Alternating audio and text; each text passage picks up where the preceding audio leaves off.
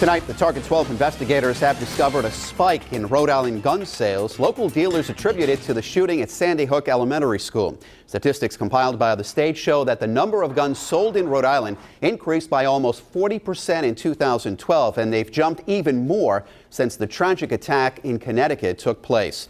Target 12 investigator Walt Buteau joins us now live from the newsroom with more.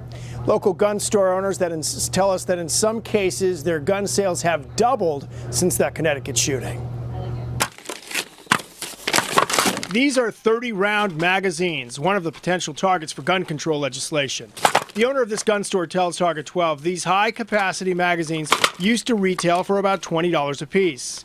But he says since the Newtown shooting, that price is up by about 500%. And demand for the 30-round magazines is high enough to cause shipment delays. The store owner says it took about 3 weeks longer than normal to get this box delivered to Rhode Island. Several other gun store owners in Rhode Island tell us their sales are also up sharply since the Connecticut shooting. None of them would talk on camera. One of them telling us the last time he went public, several gun control advocates protested in front of his store.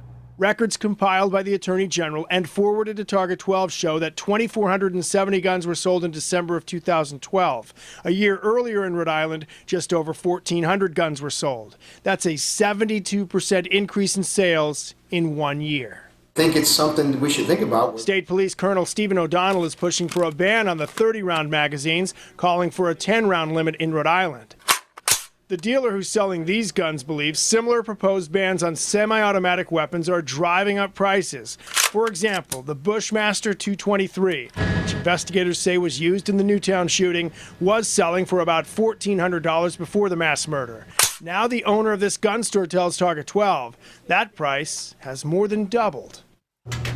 Target 12 also found out that gun control legislation is in the works in the Rhode Island General Assembly, but a draft of that measure will not be available until late February at the earliest. In the newsroom with the Target 12 investigators, Walt Buteau, Eyewitness News.